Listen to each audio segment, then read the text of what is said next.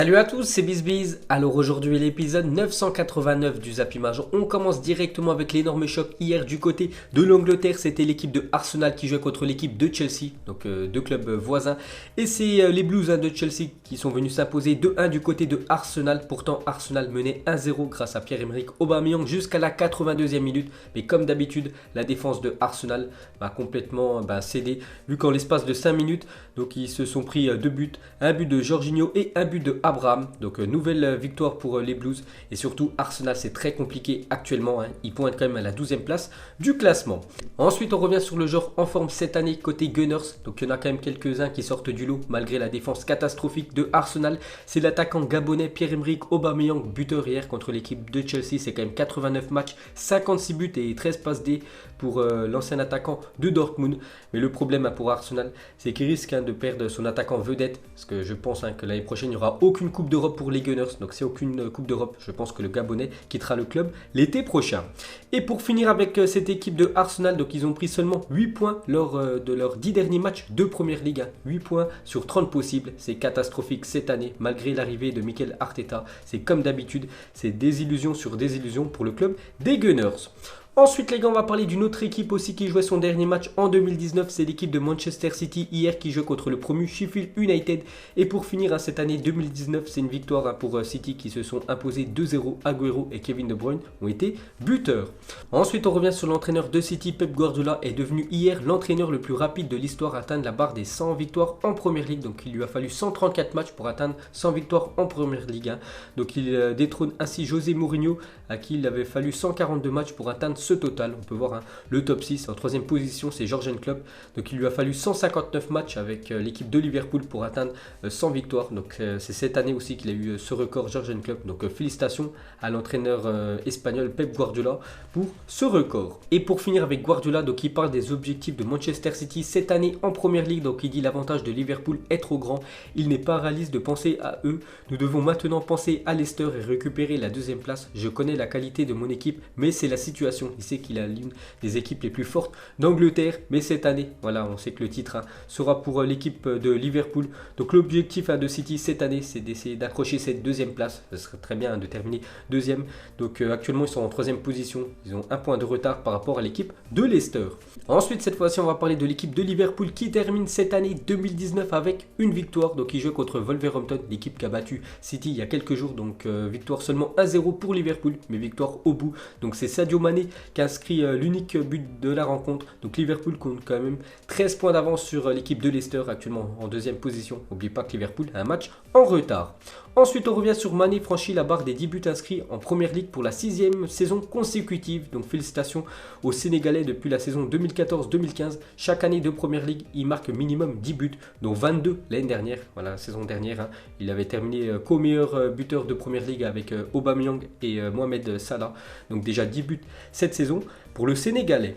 Ensuite on revient sur son but qui aurait dû être refusé pour une main de Virgil van Dijk. Le défenseur a clairement touché le ballon du bras sur son contrôle avant sa passe vers Lallana, mais l'arbitre n'a pas jugé bon de regarder cette image dure pour l'équipe de Wolverhampton. Pas de chance pour eux, parce qu'au départ de l'action, au départ du but de Sadio Mané, c'est un contrôle de Virgil van Dijk avec la main. Donc l'assistance vidéo aurait dû revenir sur cette faute et annuler le but de Sadio Mané. Donc coup dur pour l'équipe de Wolverhampton. Ensuite on continue avec Liverpool qui a joué pour la première fois de son histoire avec le patch champion du monde des clubs sur son maillot. Donc hier contre l'équipe de Wolverhampton. Cependant la Première Ligue ne les a autorisés à le porter que pour un match. Le club a fait appel pour l'arborer tout le reste de la saison. Donc c'était juste pour ce match là qu'ils pouvaient porter ce patch. On en avait parlé il y a quelques jours. Donc le prochain match normalement de l'équipe de Liverpool, le patch champion du monde devrait être enlevé. Donc voilà, ils ont fait appel. Donc affaire à suivre. Ensuite, pour continuer avec eux, donc ils sont quand même invaincus lors de leurs 50 dernières réceptions en Première Ligue 1. Alors, Anfield, c'est quand même 40 victoires, 10 matchs nuls, 0 défaite. Ils n'ont jamais perdu sur leurs 50 derniers matchs à domicile, l'équipe de Liverpool. Ce n'est que la troisième fois dans l'histoire de l'élite anglaise qu'un club affiche 50 réceptions de suite sans défaite après Chelsea. Donc ils avaient fait quand même 86 matchs à Stamford Bridge sans perdre, hein, quand même. L'équipe de Chelsea, c'était entre 2004 jusqu'à 2008 et Liverpool, 63 matchs lors de l'année 1978 à 1980. Donc félicitations aux Reds. Ensuite, pour continuer avec eux, regardez quand même la forme de Liverpool cette année en Première Ligue 1. Donc 19 matchs, vu qu'ils ont un match en retard, c'est quand même 18 victoires, un match nul contre l'équipe de Manchester United. Donc cette année, l'équipe de Liverpool survole la Première Ligue. Et pour finir sur cette rencontre, regardez l'acrobatie un peu bizarre de Moutinho et Lallana hier, hein, lors de la rencontre Liverpool-Wolverhampton.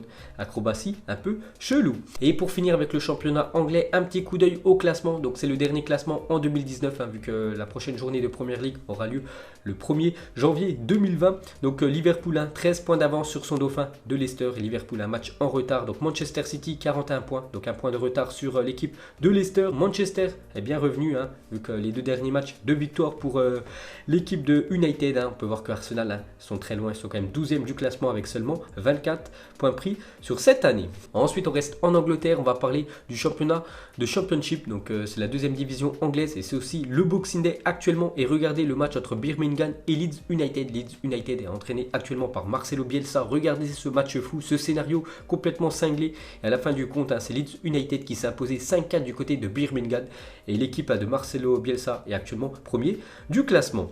Ensuite les gars, on va parler de toute autre chose, on va aller à Dubaï et on va parler de Cristiano Ronaldo. Donc c'est officiel, a remporté le trophée de meilleur joueur de l'année 2019 au Globe Soccer Award qui se tenait hier soir à Dubaï. Donc félicitations à CR7 pour ce nouveau trophée. Donc c'est quand même le 5e qu'il remporte dans sa carrière après 2011, 2014, 2016, 2017, 2018 et cette année 2019. Donc félicitations aux Portugais. Ensuite regardez les autres vainqueurs du Globe Soccer Award quand Cristiano Ronaldo ne l'a pas remporté sur cette dernière décennie. Donc en 2012 c'est Radamel Falcao quand il évoluait du côté de l'Atlético Madrid, 2013 c'est Franck Ribéry et 2015 c'est l'Argentin Lionel Messi. Ensuite une déclaration de Cristiano Ronaldo après avoir reçu son trophée: merci à ma famille, mes coéquipiers, à la Juventus et en sélection et à ceux qui me supportent tous les jours. C'est un honneur d'être ici une nouvelle fois et j'espère regagner ce prix l'année prochaine. Donc une déclaration simple, efficace de CR7, hein. Il espère une nouvelle fois être le vainqueur de ce trophée l'année prochaine.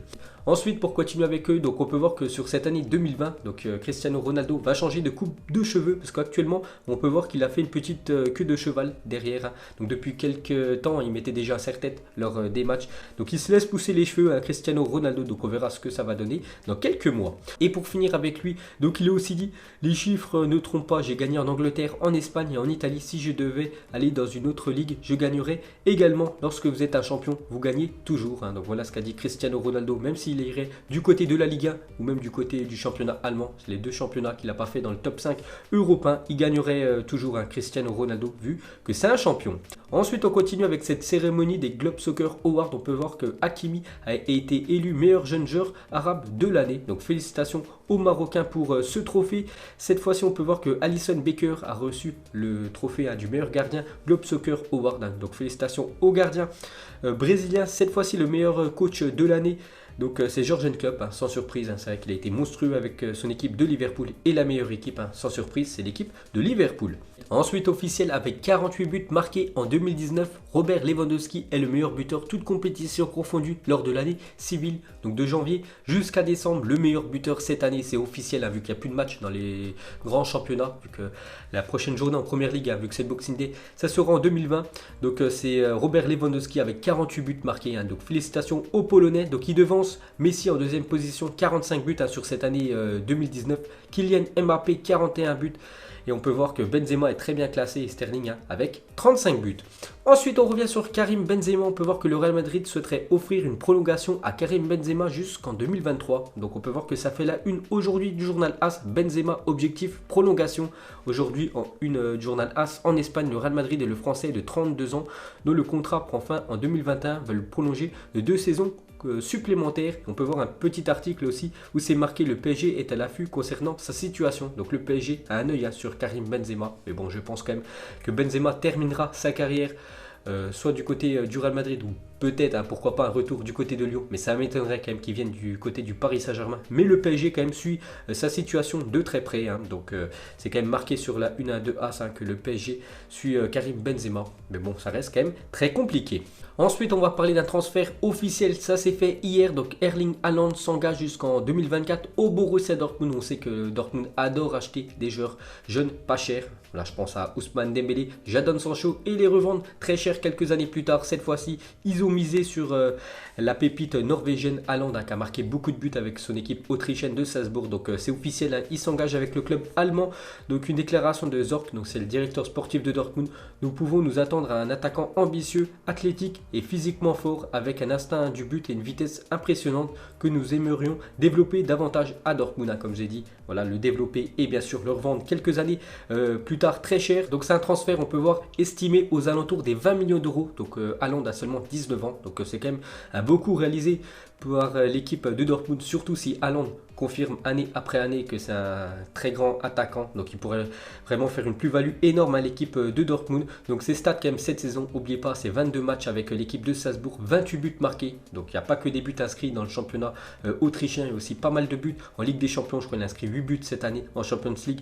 L'attaquant norvégien et 5 passes décisives. Donc on verra ce que ça va donner Haaland du côté de l'Allemagne. Et pour finir avec lui, c'est peut-être une mauvaise nouvelle pour le Paris Saint-Germain. Pourquoi? Parce que Haaland, voilà, qui a rejoint Dortmund, on sait que Dortmund c'est le futur adversaire du Paris Saint-Germain en Ligue des Champions et il pourra disputer le 8e de finale de Ligue des Champions face au Paris Saint-Germain, vu que la règle, voilà, des transferts en hiver a changé. Par exemple, il y a quelques années, quand Coutinho avait quitté l'équipe de Liverpool pour rejoindre le Barça, il n'avait pas pu jouer la Ligue des Champions avec l'équipe du Barça lors de la deuxième partie de saison. Donc cette règle a changé. Donc Haaland pourra jouer avec l'équipe de Dortmund contre l'équipe du PSG. Donc peut-être une mauvaise nouvelle pour le Paris Saint-Germain. Ensuite, cette fois-ci, on va parler de la Juventus qui surveille de très près Sandro Tonali, qui a seulement 19 ans, Federico Chiesa qui joue du côté de la Fiorentina et Nicolo Zaniolo, 20 ans, du côté de l'AS Roma. Donc la Juventus aussi aimerait investir, hein, sur de jeunes pépites.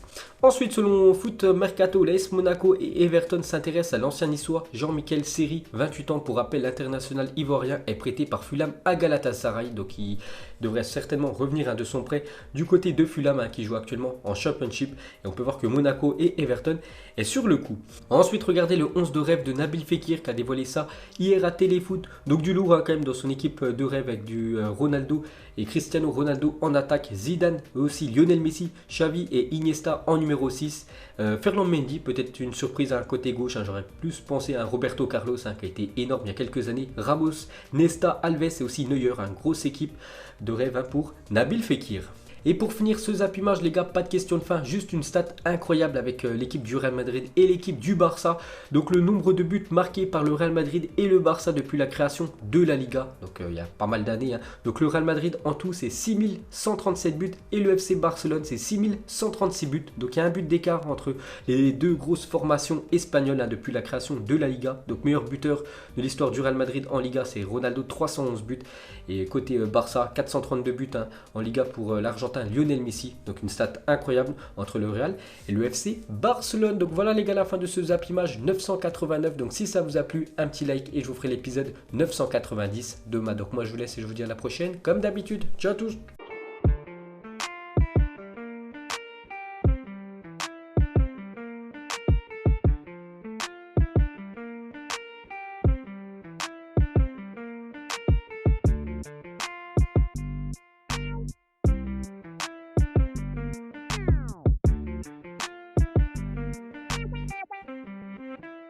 Non-formidable.